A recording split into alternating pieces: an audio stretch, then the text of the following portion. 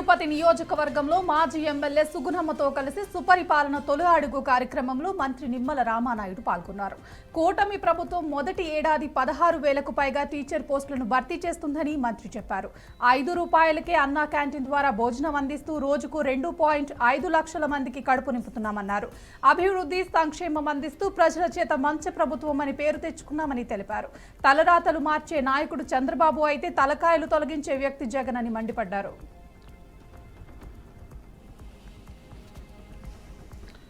ఖమ్మం జిల్లాలోని సొసైటీ కార్యాలయం నందు రైతులు యూరియా కట్టల కోసం బీజేపీ ఆధ్వర్యంలో ఆందోళన నిర్వహించారు. 4 రోజుల నుంచి రైతులు యూరియా కట్టల కోసం పడిగాపులు కాస్తున్నారని బీజేపీ మాజీ మండల అధ్యక్షుడు ఆపతి వెంకటరామారావు అన్నారు. రైతులకు తగినంత యూరియా కట్టలు ఇవ్వవలసిందిగా డిమాండ్ చేశారు. అదేవిధంగా రైతులకు ఇప్పుడు యూరియా పంట పొలాలకి అవసరం కాబట్టి రైతులకు సరిపోని యూరియా సరఫరా చేయాలన్నారు.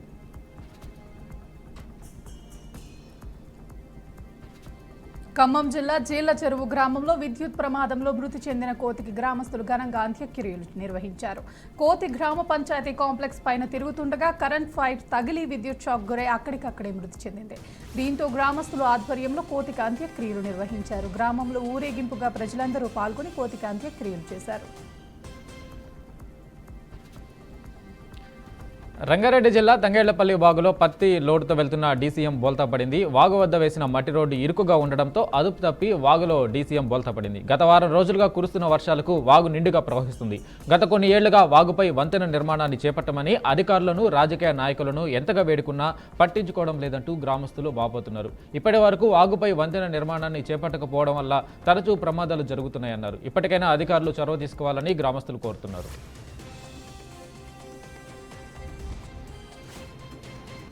ఎగువను కురుస్తున్న వర్షాలకు నల్గొండ జిల్లా మూసి ప్రాజెక్టుకు భారీగా వరద నీరు వచ్చి చేరుతుంది. దీంతో అధికారులు మూసి గేట్లను ఎత్తినట్లు తెలిపారు. గేట్లు తెరుస్తున్న తరుణంలో విద్యుత్ అంతరాయం వల్ల ఇబ్బంది కలగటంతో జనరేటర్ సహాయంతో గేట్లను లిఫ్ట్ చేసినట్లు చెప్పారు. పూజలు చేసిన అనంతరం గేట్లు ఎత్తినట్లు అధికారులు వెల్లడించారు.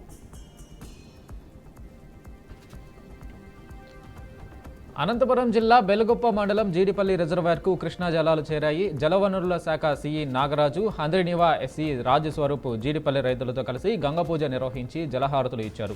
ముఖ్యమంత్రి చంద్రబాబు నాయుడు ఈ నెల 17న మాల్యాలలో పంపులను ఆన్ చేసి హంద్రినివాకు నీటిని విడుదల చేశారని సీఈ నాగరాజు తెలిపారు.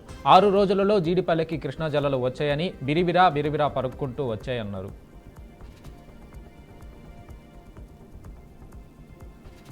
విధి నిర్వహణలో ఉన్న ఆర్టీసీ డ్రైవర్కు గుండెపోటుతో మృతి చెందిన ఘటన అన్నమయ్య జిల్లాలో చోటు చేసుకుంది. బస్సు స్టీరింగ్ పై ఒరిగిపోయిన డ్రైవర్ రసూల్ను ఆసుపత్రికి తరలించే లోపే మృతి చెందారని ప్రయాణికులు తెలిపారు. ఈ సంఘటనలో బస్సుకు పెద్ద ప్రమాదం తప్పడంతో బస్సులోని ప్రయాణికులు ఊపిరి పీల్చుకున్నారు.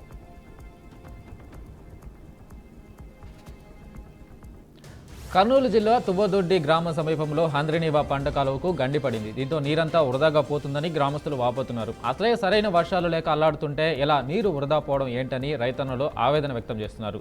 గండి పడడంతో ముందున్న పొలాలకు అందని కాలువ నీళ్లు అందడం లేదంటున్నారు. అధికారులు స్పందించి చర్యలు తీసుకోవాలని గ్రామ రైతులు కోరుతున్నారు.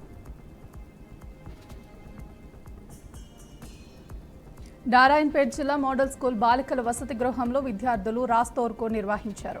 సరైన సౌకర్యం లేక విసిగిపోయామని విద్యార్థులు వాపోయారు. ఈ నిరసనకు పీడీఎస్యు నాయకులు మద్దతు తెలిపారు. వారం రోజులుగా విద్యార్థులకు వాటర్ సౌకర్యం నిలిచిపోవడంతో విద్యార్థులు స్నానాలు కూడా చేయలేని పరిస్థితి ఏర్పడిందన్నారు. నమూత్రాశయాలు, మరుగుదొడ్లు డ్యామేజ్ కావడంతో విద్యార్థులు తీవ్ర ఇబ్బందులకు గురయ్యామని పీడీఎస్యు నేతలు మండిపడుతున్నారు.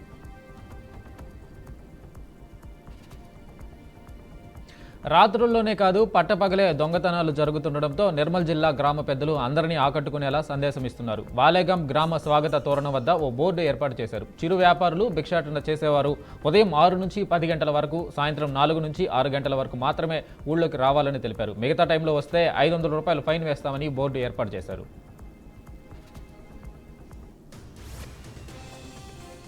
వేములవాడలోని ప్రసిద్ధ శ్రీ రాజరాజేశ్వర స్వామి దేవస్థానంలో శ్రావణ మాస మహోత్సవాలు నేటి నుండి వైభవంగా ప్రారంభమయ్యాయి. ప్రతి సంవత్సరం శ్రావణ మాసంలో భక్తుల రద్దీతో కిటకిటలాడే ఈ క్షేత్రంలో ఈసారి కూడా నెల రోజుల పాటు భక్తి ఉత్సవాలకు శుభారంభమైంది.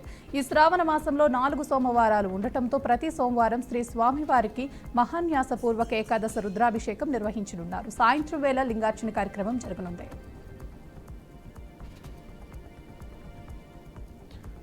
ఉమ్మడి నెల్లూరు జిల్లా గూడూరు నియోజకవర్గంలో సుపరిపాలనలో తొలి అడుగు కార్యక్రమం ఘనంగా నిర్వహించారు. ఈ కార్యక్రమంలో ఎమ్మెల్యే సునీల్ కుమార్ పాల్గొని రాష్ట్ర ప్రభుత్వం ప్రవేశపెట్టిన పథకాలను ప్రజలకు వివరించారు. కరపత్రాలు అందజేసి అభివృద్ధి పనులను ప్రారంభించారు. కూటమి ప్రభుత్వం ఇచ్చిన హామీలను అమలు పరుస్తుందన్నారు.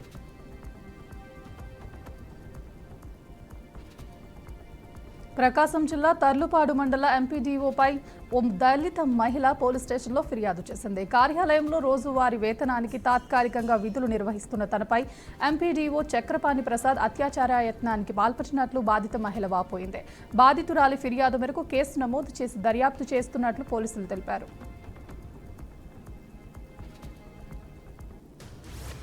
తిరుపతి జిల్లా గాంధీపురం సమీపంలోని ఓ శివాలయంలో శివలింగానికి కళ్ళు ఏర్పడిన అద్భుతం చోటు చేసుకుంది. ఒక భక్తుడు ప్రార్థన చేస్తున్న సమయంలో ఈ ఘటన సంభవించినట్లు ప్రత్యక్ష సాక్షులు చెబుతున్నారు. శివలింగంపై హఠాత్తుగా కళ్ళు ఏర్పడిన దృశ్యం చూసిన భక్తుడు ఆశ్చర్యానికి గురయ్యాడు. ఈ విషయం స్థానికంగా విస్తరించడంతో పెద్ద సంఖ్యలో భక్తులు శివాలయానికి చేరుకుంటున్నారు. గాంధీపురం శివాలయంలో శివలింగం ఎప్పటి నుంచో ఉన్నప్పటికీ ఇప్పటి వరకు అటువంటి లక్షణాలు కనిపించలేదని స్థానికులు చెబుతున్నారు. నల్గొండ జిల్లా మిర్యాలగూడ రోడ్లో ప్రమాదం జరిగింది. ద్విచక్ర వాహనంపై రోడ్డు దాటుతుండగా హోలియా నుండి మిర్యాలగూడ వైపు వెళ్తున్న వారు బలంగా ఢీకొట్టింది. ఈ ఘటనలో బైక్పై ఉన్న వ్యక్తి అక్కడికక్కడే మృతి చెందాడు. అతివేగం వల్లే శ్రీనివాసరెడ్డి చనిపోయాడని స్థానికులు చెబుతున్నారు. ఘటనపై కేసు నమోదు చేసిన పోలీసులు నిందితుడిని అరెస్ట్ చేసి స్టేషన్కు తరలించారు. నెల్లూరు జిల్లా డీఎస్పీ కార్యాలయంలో పోలీసు విచారణకు మాజీ మంత్రి ప్రసన్న కుమార్ రెడ్డి హాజరయ్యారు. 41 నోటీసులకు వివరణ ఇచ్చేందుకు పోలీసు కార్యాలయంకు వచ్చానని ఆయన తెలిపారు. 40 ప్రశ్నలు ఇచ్చారు. వాటికి అన్నింటికీ రాతపూర్వకంగా సమాధానం ఇచ్చానన్నారు. రాజకీయాల్లో విమర్శలు ప్రతి విమర్శలు ఉంటాయి. వాటికి అరెస్టులు చేస్తే జైళ్లు పట్టవని మండిపడ్డారు.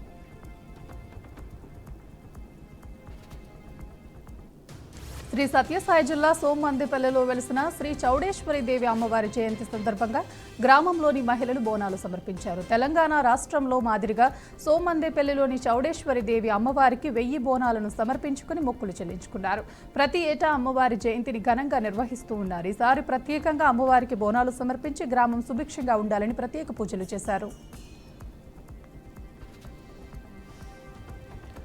కుత్బుల్లాపూర్ ఆల్విన్ కాలనీలో ఒక ఇంట్లో జరిగిన దొంగతనం కేసును పోలీసులు ఛేదించారు. దొంగ ఓ యువతి అని పోలీసులు తెలిపారు. విలాసాలకు అలవాటు పడి దొంగతనాలు చేయడమే వృత్తిగా ఎంచుకుందన్నారు. నిందితురాల నుంచి బంగారం, నగదును స్వాధీనం చేసుకున్నట్లు తెలిపారు.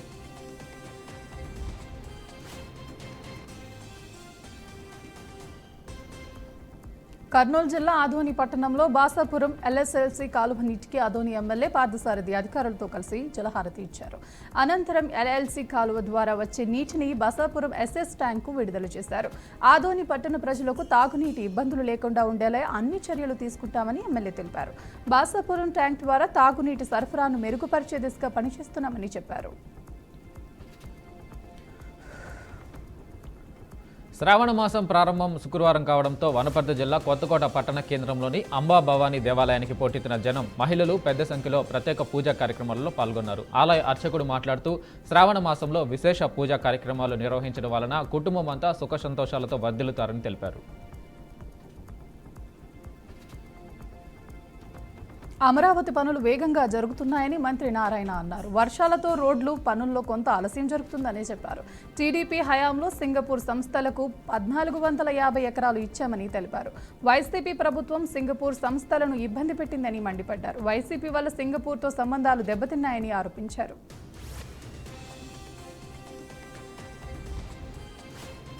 ఎంపీ రఘునందన్కు ప్రభుత్వ విప్ ఆది శ్రీనివాస్ కౌంటర్ వేశారు. బీజేపీ అగ్రకుల పార్టీ అని మండిపడ్డారు. టీపీసీసీ అధ్యక్షుడు బీసీ, టీబీజేపీ అధ్యక్షుడు ఎవరు అని ప్రశ్నించారు. బీసీ బిడ్డ కాకపోయినా రేవంత్ బీసీ బిల్లు తీసుకొచ్చారన్నారు. బీసీ బిల్లు అమలు కావడం రఘునందన్కు ఇష్టం లేదని ఆగ్రహం వ్యక్తం చేశారు.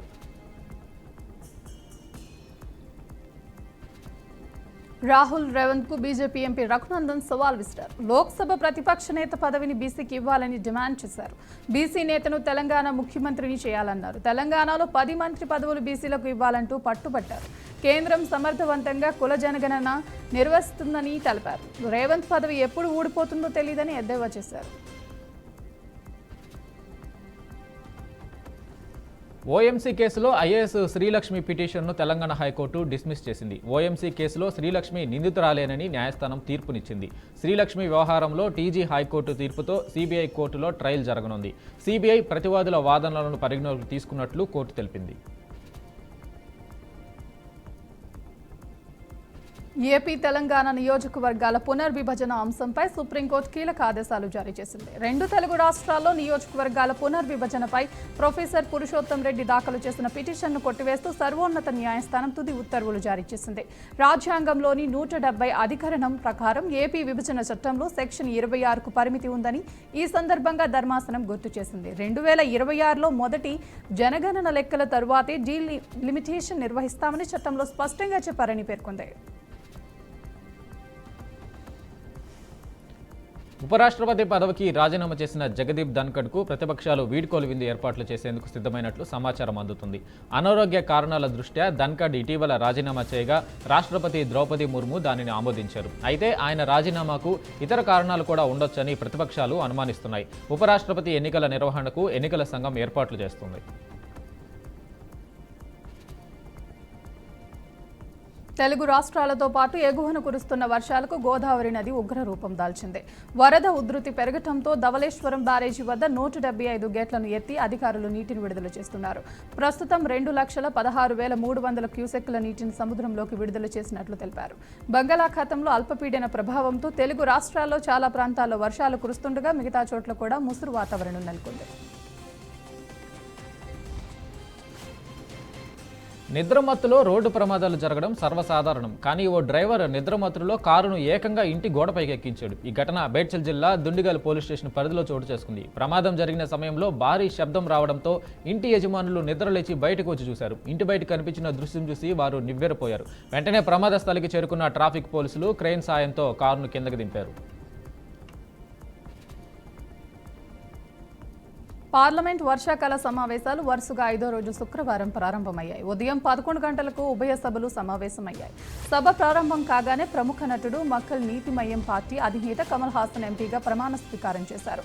తమిళంలో ఆయన ప్రమాణం చేశారు. కాగా జూన్లో డీఎంకే కూటమి మద్దతుతో కమల్ రాజ్యసభ ఎంపీగా ఏకగ్రీవంగా ఎన్నికయ్యారు. ప్రధానిగా నరేంద్ర మోడీ సరికొత్త రికార్డు సృష్టించారు. ఎలాంటి విరామం లేకుండా దేశాన్ని అత్యధిక కాలం పరిపాలించిన ప్రధానిగా ఇందిరాగాంధీ పేరిట ఉన్న రికార్డును మోడీ అధిగమించారు. ఇవాల్టితో ఆయన ప్రధానిగా బాధ్యతలు చేపట్టి 4,078 రోజులు పూర్తి చేసుకున్నారు. దీంతో దేశానికి ఏకబిగిన ఎక్కువ కాలం ప్రధానిగా పనిచేసిన రెండో వ్యక్తిగా నిలిచారు.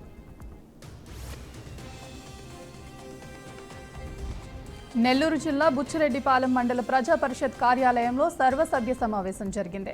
ఈ సమావేశానికి సాక్షాత్తు ప్రజాప్రతినిధులే డుమ్మా కొట్టడం చర్చనీయాంశమైంది. 13 మంది సర్పంచులు ఉండగా అందులో ఒకరు హాజరయ్యారు. ఎంపీటీసీ సభ్యులు 11 మంది ఉండగా వారిలో 6 మాత్రమే హాజరు కావటం గమనార్హం.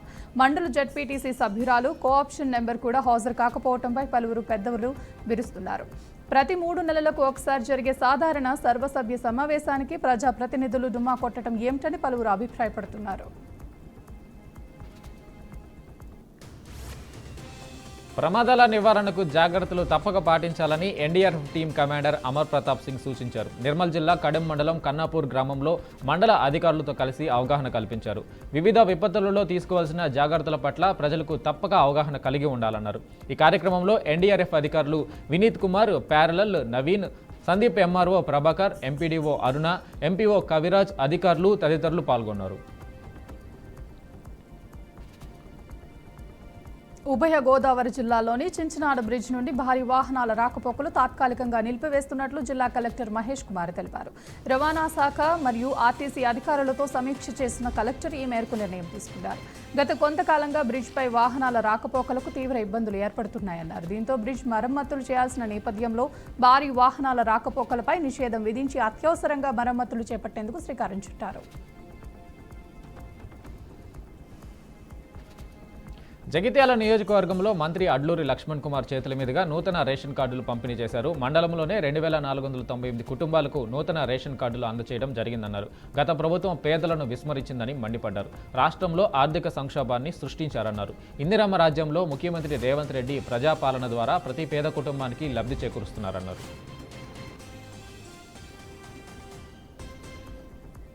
వైఎస్ఆర్ కడప జిల్లాలోని స్వచ్ఛంద సేవా సంస్థల ఆధ్వర్యంలో ప్రొద్దుటూరు పట్టణంలోని నందిని క్లాత్ మార్కెట్ ఆవరణలో మెగా రక్తదాన శిబిరాన్ని ఏర్పాటు చేశారు. ఈ కార్యక్రమానికి స్వచ్ఛంద సేవా సంస్థల నిర్వాహకులు, డాక్టర్లు, రక్తదాతలు పాల్గొన్నారు. ఈ సందర్భంగా రక్తదాతలను వైద్యులు, స్వచ్ఛంద సేవా సంస్థల నిర్వాహకులు సన్మానించారు. బీసీలకు మంత్రి పొన్నం ప్రభాకర్ పిలుపునిచ్చారు. బీసీలంతా ఏకం కావాల్సిన సమయం ఆసన్నమైందన్నారు. వెనుకబడిన వారి కోసం రాహుల్ గాంధీ పోరాటం చేస్తున్నారని అన్నారు. రాష్ట్రంలో కాంగ్రెస్ ప్రభుత్వం ఏర్పడగానే తెలంగాణలో చేసి చూపించామని చెప్పారు. కేంద్ర ప్రభుత్వం దేశవ్యాప్తంగా కులగణన చేయాలని డిమాండ్ చేశారు. బీసీలకు ఏ ప్రభుత్వమైనా తలవంచాల్సిందే అని కీలక ప్రకటన చేశారు. ముఖ్యమంత్రి రేవంత్ రెడ్డి ఢిల్లీ పర్యటన ముగిసింది. ఇవాళ ఢిల్లీ టూర్ ముగించుకుని హైదరాబాద్ చేరుకున్నారు. తెలంగాణలో బీసీలకు 42% రిజర్వేషన్ల సాధన విషయంలో జాతీయ స్థాయిలో కేంద్రంపై ఒత్తిడి తెచ్చే నిమిత్తం ఆయన ఢిల్లీ వెళ్లారు. తెలంగాణ ప్రభుత్వం చేపట్టిన కులగణన సర్వే బీసీలకు 42% రిజర్వేషన్ల బిల్లులపై పార్టీ పెద్దలతో చర్చించారు. కులగణనపై కాంగ్రెస్ అగ్రనేత రాహుల్ గాంధీ కీలక వ్యాఖ్యలు చేశారు. ఢిల్లీలో న్యాయ సమ్మేళనం నిర్వహించారు. కాంగ్రెస్ అధికారంలో ఉన్నప్పుడు కులగణన చేయకపోవడం చాలా తప్పు అని అన్నారు. ఆ తప్పును ఇప్పుడు తాము సరిదిద్దుతున్నామని చెప్పారు. కాంగ్రెస్ అధికారంలో ఉన్న రాష్ట్రాల్లో కులగణన చేసే ప్రయత్నం చేస్తున్నామని తెలిపారు.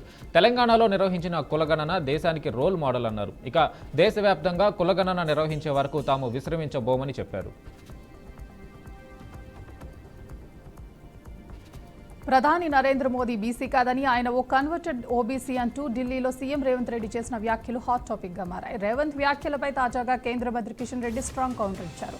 ఎన్నికల ప్రచారంలో భాగంగా కాంగ్రెస్ పార్టీ కామారెడ్డి డిక్లరేషన్ భాగంగా అధికారంలోకి వస్తే బీసీలకు విద్య, ఉపాధి, ఉద్యోగ, స్థానిక సంస్థల్లో 42% డిక్లరేషన్ అమలు హామీ ఇచ్చిందని అన్నారు. కానీ అధికారంలోకి వచ్చి 2 ఏళ్లు గడిచినా ఇప్పటికీ ఆ విషయంలో రేవంత్ సర్కార్కు క్లారిటీ లేదన్నారు.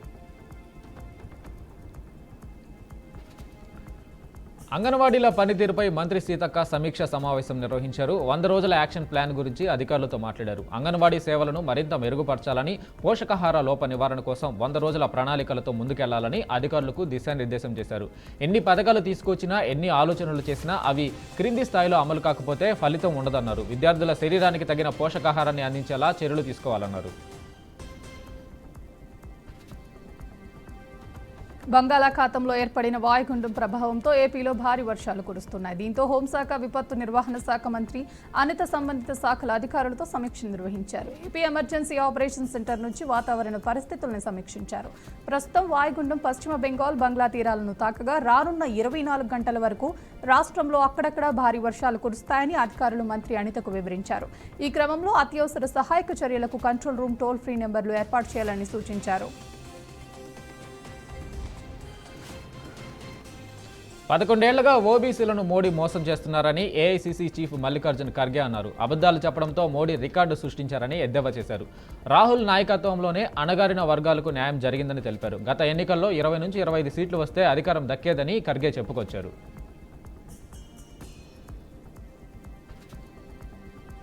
ప్రధానమంత్రి నరేంద్ర మోదీ విదేశీ పర్యటనకు సంబంధించి గత 3 ఏళ్లలో 295 కోట్లు ఖర్చయిందని కేంద్ర విదేశాంగ శాఖ తెలిపింది. ఈ మేరకు రాజ్యసభలో Trinamool Congress MP direct O'Brien అడిగిన ప్రశ్నకు విదేశాంగ శాఖ సహాయక మంత్రి కీర్తివర్ధన్ సింగ్ రాతపూర్వక సమాధానమిచ్చారు. ఇందులో మోదీ పర్యటనకు సంబంధించి ఏ దేశానికి వెళ్లినప్పుడు ఎంత ఖర్చయిందనే వివరాలను ఆయన వెల్లడించారు. 2021 నుంచి 2024 మధ్య కాలంలో ప్రధాని మోదీ విదేశీ పర్యటనల కోసం ప్రభుత్వ ఖజానా నుంచి దాదాపు 295 కోట్లు వెచ్చించినట్లు మంత్రి తెలిపారు.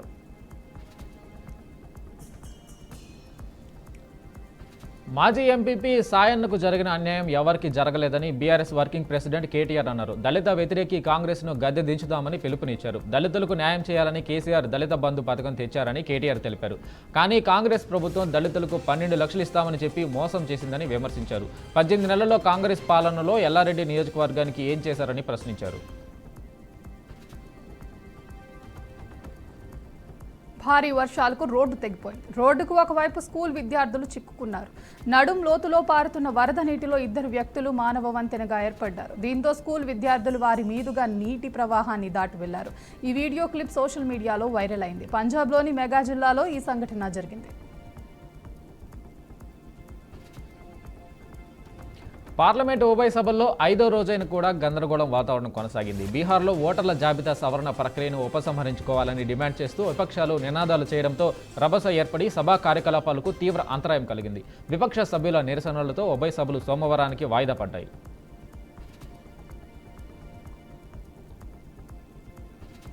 మామునూరు ఎయిర్పోర్ట్ నిర్మాణ పనుల్లో మరో కీలక ముందడుగు పడింది. ఎయిర్పోర్ట్ భూసేకరణ రాష్ట్ర ప్రభుత్వం నిధులు విడుదల చేసింది.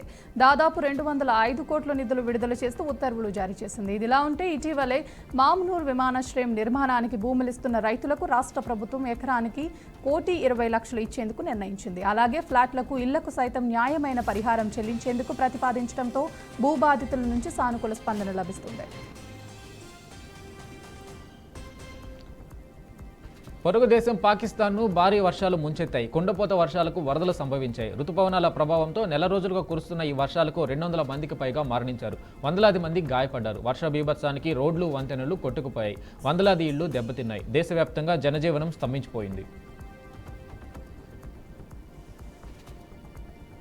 థాయిలాండ్, కంబోడియా మధ్య ఘర్షణలు తీవ్రమయ్యాయి. రెండు దేశాల సైనికుల మధ్య సరిహద్దు వెంబడి రెండో రోజు కూడా తీవ్ర స్థాయిలో ఘర్షణలు జరిగాయి. కాంబోడియా సైన్యం భారీ ఆయుధాలను ప్రయోగించినట్లు థాయిలాండ్ సైన్యం ఆరోపించింది. కాగా రెండు దేశాల సరిహద్దు వివాదం కారణంగా ఇప్పటికే ప్రజలు పెద్ద ఎత్తున నిరాశ్రయులయ్యారు. మరణాల సంఖ్య కూడా రోజు రోజుకు పెరుగుతుంది.